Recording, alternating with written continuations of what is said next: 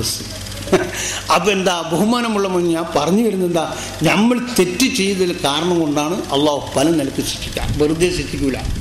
അപ്പം തെറ്റ് ചെയ്ത കാരണം കൊണ്ടാണ് നമ്മളെ മക്കളെയും അള്ളാഹു ശിക്ഷിക്കുന്നത്. അത് ഉമ്മാനെയോ വാപ്പാനെയോ ആരാനും ശരി എന്താണ്, ഉമ്മാൻ്റെ സ്നേഹം ഉണ്ടാവില്ല, വാപ്പാക്ക് ഉണ്ടാവില്ല, അത് ഉറപ്പാണ്. കാരണം ഉമ്മ വാപ്പ പറയും ഓമ്പാണ് കേടാൻ പോയി ചത്തു കൊള്ളട്ടെന്ന് പറയും, ചാട്ടെന്ന് പറയും. കാരണം ഒരു മുത്താലി മീനിടയ്ക്ക് എല്ലാവരും ഒളിച്ചോടി പോകുന്ന കാലമാണ്. ഒരു മുത്താലിങ് അങ്ങ് പോയി ദർസ് പഠിച്ചിട്ട് അങ്ങ് തുടങ്ങുമ്പോൾ പിന്നെ വലിയ പെരുന്നാൾക്ക് കാണുന്നില്ല. വാപ്പ പിന്നെ ഉമ്മ കരച്ചിലേ.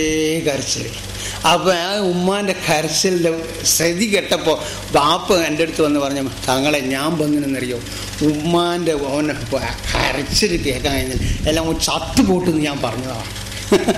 മോനൊക്കെ ഒളിച്ചോടി പോയതാണ്. പിന്നെ ഇൽമു പഠിക്കാൻ പോയപ്പോൾ ആടുന്ന് അങ്ങനെ ബാംഗ്ലൂരേക്ക് ഒറ്റപ്പോക്ക്.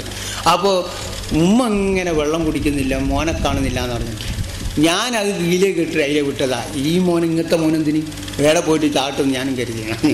അങ്ങനെ എൻ്റെ അടുത്ത് ആ ഉമ്മാൻ്റെ വിളി കൊണ്ട് ഞാൻ ഇങ്ങോട്ട് വന്നതാന്ന് പറഞ്ഞാൽ, എന്തായി നിങ്ങളെ മോനെന്തായി, എൻ്റെ മോൻ പഠിക്കാൻ പോയിന്. ആ പഠിക്കുക അതിലോട് കൂടി എന്തായി ഏടെ പോയി ഇതുവരെ കാണുന്നില്ല എന്ന് പറഞ്ഞു. 4 മാസമായി കാണാൻ, 5 മാസമായി കാണാത്തതാണ്. അപ്പോൾ ഇപ്പം എന്തായി അല്ല ഉമ്മ ഭയങ്കര ചോറും വയ്ക്കുന്നില്ല, ചായയും കുടിക്കുന്നില്ല, ആ സ്റ്റർ ഈ സ്റ്റർ. ഞാൻ അതിനൊന്നും വില വെച്ചിട്ടില്ല. ഓൻ വേണമെങ്കിൽ ചത്തു, പഠിക്കാത്ത പിന്നെ എന്തെങ്കിലും ഓൻ ചത്തങ്ങ് പോട്ടുന്നതാണ്. അപ്പം ഉമ്മാക്കാണ് സ്നേഹം, വാപ്പാക്കങ്ങ് സ്നേഹമില്ല. കാരണം അത് അങ്ങനെയാണ് വെച്ചിട്ടുള്ളത്. ഉമ്മാക്ക് സ്നേഹം ഉണ്ടാവും. അപ്പോൾ ഉമ്മ വെള്ളം കുടിക്കാത്തതിൻ്റെ പേരിലാണ് ആര് വന്നത്, ബാപ്പ വന്നത്. ബാപ്പ നേരത്തെ പറഞ്ഞ അവൻ ചത്തുപൊട്ടുന്ന പറഞ്ഞേ, അങ്ങനത്തെ മോനെ ഇവിടെ വേണ്ടാവും. അപ്പോൾ ഉമ്മാൻ്റെ കാരണം കൊണ്ട് വന്ന്. അപ്പം ഞാൻ പറഞ്ഞു നിങ്ങൾ യാസിനോട് ഇൻഷാ അല്ലാഹ് ബദരീങ്ങളെ വർക്കത്തുകൊണ്ടും വന്നു. അങ്ങനെ വന്ന് നോക്കുമ്പോൾ ഓനെ ഏതോ ഒരു ഹോട്ടലിലങ്ങ് കയറിയിട്ട് പിന്നെ ക്ലാസ് ഇതെല്ലാം കഴിയുമ്പോൾ ആരോ പറഞ്ഞ് നിങ്ങളെ ഒരു മോന് കിട്ടുന്നുണ്ട്. അങ്ങനെ ഫോണാക്കിയിട്ട് വന്ന് പോകുമ്പോൾ ഞാൻ ഓന് പിന്നെ എൻ്റെ അടുത്ത് വന്ന് ഞാൻ ചോദിച്ചല്ല നീ എന്താ പോയ, അല്ല ഞാനൊന്ന് ബാംഗ്ലൂർ എന്നൊക്കെ ചുറ്റിക്കറങ്ങി, ഉമ്മ ശരിക്കും വിടൂല, ഉപ്പയും വിടൂല എന്ന് പറഞ്ഞു. ഇതാണ് ഒളിച്ചോടുന്ന കാലമാണ് ഇപ്പോൾ എല്ലാം. അള്ളാഹു നമ്മളെ കാത്ത് രക്ഷിക്കുമാറാട്ടെ. അതുകൊണ്ട് ബഹുമാനമുള്ള മോമിനിങ്ങളെ എന്താണ് നമ്മളെ ഈമാൻ നമ്മളെന്താണ് ഉറപ്പിക്കുക. അതിനുള്ള ഒരു വഴിയാണ് അള്ളാഹുവിൻ്റെ റസൂലിൻ്റെ സലാത്ത്. അപ്പം എന്താണ് നിസ്കാരം വേണം കേട്ടോ. നിങ്ങൾ നിസ്കരിക്കാണ്ട് സലാത്തില്ലേ സംഗതി നടക്കില്ല. നിസ്കരിക്കുക എല്ലാം അള്ളാഹു എന്തെല്ലാം കാണിച്ച് അള്ളാഹുവിൻ്റെ റസൂൽ കാണിച്ച മാർഗമോ അതെല്ലാം നമ്മൾ അന്നിലക്ക് മാത്രമല്ല പിന്നെ ഹറാമായ സംഗതി നമ്മൾ ഒഴിവാക്കി സുന്നത്തായ കാര്യങ്ങൾ നമ്മൾ എടുത്താണെന്ന് ജീവിച്ചു കഴിഞ്ഞാൽ അള്ളാഹു നമ്മളെ കൽബിൽ എന്താണ് പ്രകാശം തരും. അള്ളാഹുവിൻ്റെ കൽബിൽ നമ്മളെന്താണ് ഇത് നമ്മൾ എന്താണ് പിന്നെ ചില പിന്നെ ഒരു വ്യക്തി എൻ്റെ അടുത്ത് വന്ന് പറഞ്ഞ് തങ്ങളെ എൻ്റെ ജ്യേഷ്ഠന് കുറച്ചൊന്ന് ഉയർച്ചയിലുണ്ട്, അങ്ങനെ കുറച്ചൊന്ന് ഉയർച്ചയിലാണ്. ഇപ്പം എന്താക്കണം, അല്ല ഓനെ മാട്ടാക്കണം, ഓനെ സീറാക്കണം. ഇതാണ് നമ്മളെ അവസ്ഥ. ഒരു 5 ബന്ധു പറയാ എന്നോട് ജ്യേഷ്ഠന് 5 എന്തോ ഒരു തെറ്റിൽ. അപ്പം എന്തായി ജ്യേഷ്ഠൻ കുറച്ചൊന്നും ഉയർച്ചയിലാണ്, ഓൻ കുറച്ച് നല്ല മുതലാളിയാണ്, ഇവൻ കുറച്ച് താണവൻ. അപ്പം എൻ്റെ അടുത്ത് വന്നിട്ട് പറഞ്ഞ് തങ്ങളെ എൻ്റെ ജ്യേഷ്ഠൻ മഹാശൈത്താനാണ്. എന്തേന്ന് വെച്ച് ഓൻ കുറച്ച് ഉയർച്ചയിലാണ്, അതുകൊണ്ട് ഓനെ മാട്ടാക്കാൻ വല്ല പണിയുണ്ടോ എന്ന് വെച്ച് സീറാക്കാൻ വല്ല പണിയുണ്ടോ. ഇതാണ് അവസ്ഥ. ഇതാണ് നമ്മൾ മൂമിൻ. ഇത് മൂമിനാന്ന് പറയാൻ കഴിയുമോ? മൂമിനാന്ന് പറയാൻ കഴിയുമോ? പേര് കൊണ്ട് മൂമിനല്ലേ. കൽബുമൊക്കെ ആണെങ്കിലോ ഹറമല്ലോ, നരകത്തിൻ്റെ അവകാശമല്ലേ. അള്ളാഹു നമ്മളെ കാത്ത് രക്ഷിക്കുമാറാട്ടെ. ബഹുമാനമുള്ള മോമിനികളെ, ഇങ്ങനെ ഓരോരുത്തരുടെ കൽബ് നോക്കുകയാണെങ്കിൽ ഫിത്നയും ഫസാദും ഹസദും കിബറുമാണ്. ആ കൽബിനെ ഹൃദയത്തിലുണ്ടോ അവൻ നരകത്തിൻ്റെ അവകാശിയാണ്. അള്ളാഹു നമ്മളെ കാത്ത് രക്ഷിക്കുമാറാട്ടെ. അതുകൊണ്ട് സലാത്തിൻ്റെ മജ്ലിസും ബഹുമാനമുള്ള മോമിനികളെ സലാത്ത് ഓതി എന്ത് പ്രശ്നം ഉണ്ടായാലും എന്ത് രോഗമുണ്ടായാലും ബഹുമാനമുള്ള മോമിനികൾ ചില രോഗങ്ങൾ അള്ളാഹു തന്നു വരും. അത് നമ്മളെന്താണ് ദോഷം പൊറുക്കാൻ വേണ്ടിയായിരിക്കും. നിങ്ങളൊരു സഹാബി, ഞാൻ അതും കൂടി പറഞ്ഞ് നിർത്തുകയാണ്. ഒരു സഹാബി എന്താണ് രോഗം, വാസൂറിൻ്റെ രോഗമുണ്ട്. ആ വാസൂറിൻ്റെ രോഗം നിങ്ങൾക്കറിയാലോ, മൂലക്കൂറിൻ്റെ വേദന ഭയങ്കര, അതല്ലെങ്കിലും തന്നെ വേദനയാണ്. ഒരു പനി വന്നാൽ തന്നെ നമുക്ക് സഹിക്കാൻ കഴിയുന്നില്ല. അപ്പം വാസൂറിൻ്റെ രോഗം ഈ സഹാബി എന്തായി ഭയങ്കര ക്ഷമിച്ചു. വരുന്ന ആളോടെല്ലാം പറഞ്ഞ് വളരെ എൻ്റെ ക്ഷമ കിട്ടും, നിങ്ങൾ ദ്വാ ചെയ്യണം, എൻ്റെ റസൂലിനോടും പറയണം എൻ്റെ ദ്വാ ശിഖ കിട്ടാൻ വേണ്ടി. അങ്ങനെ ക്ഷമിച്ച് ആകാശം കണ്ടു എല്ലാം.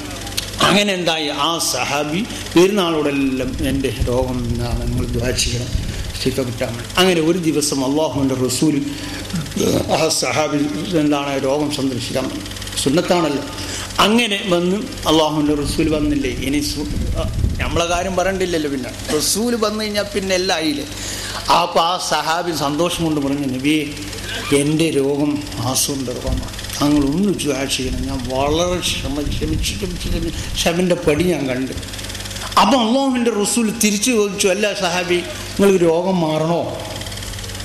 തിരിച്ചവർ ഒരു ചോദ്യം, രോഗം മാറണോ എന്ന് ചോദിച്ചു. കാരണം ഈ രോഗം ഉള്ള സമയത്ത് മലക്കുകൾ വന്നുകൊണ്ടിരുന്നു എന്നാണ്.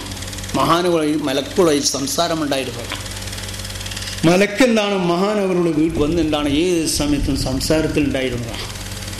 അപ്പം തിരിച്ച് അള്ളാഹുവിൻ്റെ റസൂൽ ചോദിച്ചതാണ്, നീ സഹാബി പിന്നെ രോഗം മാറണോ? കാരണം അള്ളാഹുവിൻ്റെ റസൂലിന് അറിയാം ഇവിടെ മലക്കുകൾ വന്നുകൊണ്ടിരിക്കും, മഹാനവർ സംസാരമുണ്ട്.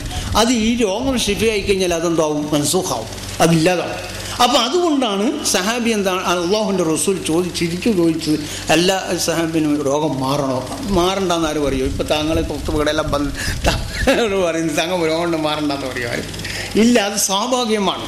അപ്പം ആര് വന്നാലും, ഏത് ഔലിയാക്കന്മാർ വന്നാലും നമ്മൾ രോഗം മാറണമെന്നല്ലേ പറയും. തിരിച്ചു ഒരു ഔലിയ ഇങ്ങോട്ട് ചോദിച്ചു, ഇങ്ങനെ രോഗം മാറണമെന്ന് നമ്മൾ മാറണമെന്നാണ് പറയുമോ? മാറണ്ടെന്ന് പറയില്ല. അപ്പം നമ്മൾക്ക് കണ്ട് അപ്പം എന്തായി, ആ സഹാബ് പറഞ്ഞു, നബിയെ മാറണ്ട, എനിക്ക് മാറണം, വളരെ ക്ഷമയാണ്, ഞാൻ ക്ഷമിച്ച് ക്ഷമൻ്റെ പടി കണ്ട്. അപ്പം അള്ളാഹുവിൻ്റെ റസൂൽ അവിടെ എന്താണ് ദുആ ചെയ്തു, ആ സഹാബിൻ്റെ റബ്ബേ, ഈ സഹാബിൻ്റെ വാസുവിൻ്റെ രോഗം നീ ശിവ കൊടുക്കണേ റബ്ബേ എന്നെന്താണ് അവിടെ ദുആ. റസൂൽ അതും കണ്ട് ദ്വാരന്ന് റസൂൽ അങ്ങ് പോയി. റസൂൽ കഴിഞ്ഞ രോഗം ശിഫയാകുമ്പോൾ ബഹുമാനമുള്ള മോമിനിങ്ങളെ, ആ സഹാബി അതാ വീണ്ടും അല്ലാഹുവിൻ്റെ റസൂലോട് ആക്ഷേപം പറയുന്നു, നബിയെ താങ്കൾ എന്നോട് ചോദിച്ചല്ലോ എന്താണ് രോഗം മാറണോ എന്ന് ഞാൻ തങ്ങൾ ചോദിച്ചിരുന്നു, പക്ഷേ ഞാനെന്ത് പറഞ്ഞു അവിടെ മാറണം, ഞാൻ നബിയെ എനിക്ക് രോഗം വളരെ ക്ഷമ എനിക്ക് കിട്ടുപോയി, അതുകൊണ്ട് താങ്കളെന്താണ് ദുആ ചെയ്യണമെന്ന് ഞാൻ പറഞ്ഞു.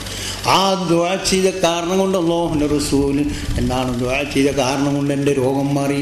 പക്ഷേ എന്താണ് ഇപ്പോൾ എന്താണ് ഞാൻ രോഗത്തിലുള്ള സമയത്ത് എന്താണ് മലക്കുകൾ വന്നുകൊണ്ടിരുന്നു, ഇപ്പോൾ മലക്ക് വരുന്നില്ല.